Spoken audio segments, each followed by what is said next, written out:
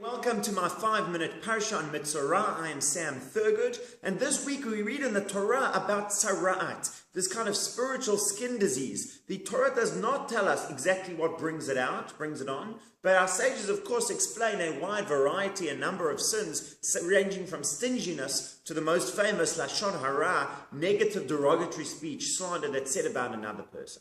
And our sages all want to know, why is lashon hara so very bad? We understand why it's not good, but why is it as bad as it is that it's seen, for example, that the Yerushalmi says, or the Tosefta says, that there are 3 averot, 3 sins that a person is paid back for in this world and in the next world. They are murder, idol worship, and sexual immorality. Those are seen as being the 3 cardinal sins, the ones for which a person must give his life before transgressing. Those 3 sins, when they receive punishment in this world and the next world. And then it concludes, V'lashon hara keneged kulam. And lashon hara is like all of them put together. Why is lashon hara so very, very bad? And the Maharal of Prague, amongst many explanations, says, because lashon hara is something that a person does with his entire self. Any time that a person speaks, speech is something that synthesizes and utilizes all of the components of the human being. When you speak, first you've got to think. Some people we know don't do that so well, but actually that is what's happening. You've got to formulate your thoughts. You use your body to actually say it, and there is emotional involvement in what we say.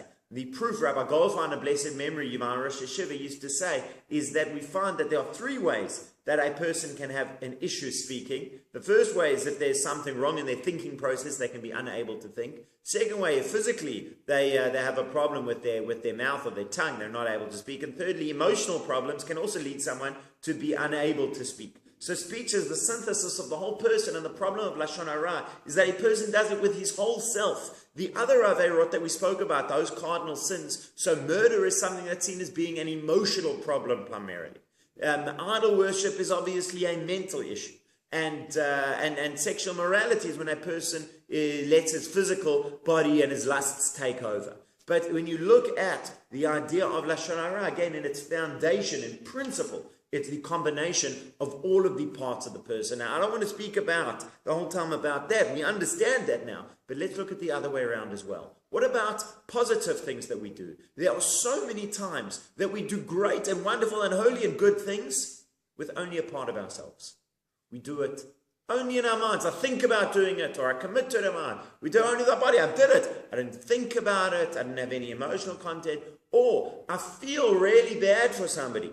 Right? Somebody in a difficult situation, whatever it is. But I don't actually think about what to do, or I don't go out of my way to do it. When you involve your entire self in a mitzvah, think about how powerful that is. When you learn about it and study it and understand both the halachot, the Torah parameters of it, and the meaning and depth behind it, think about and strategize how to do it the best and most effective. Actually do it, and do it in a way that is beautiful and perfect, that brings honor to Hashem and honor to you as doing it. And invest your heart and soul. You're not doing it just as something that you do, but this is something that you love doing.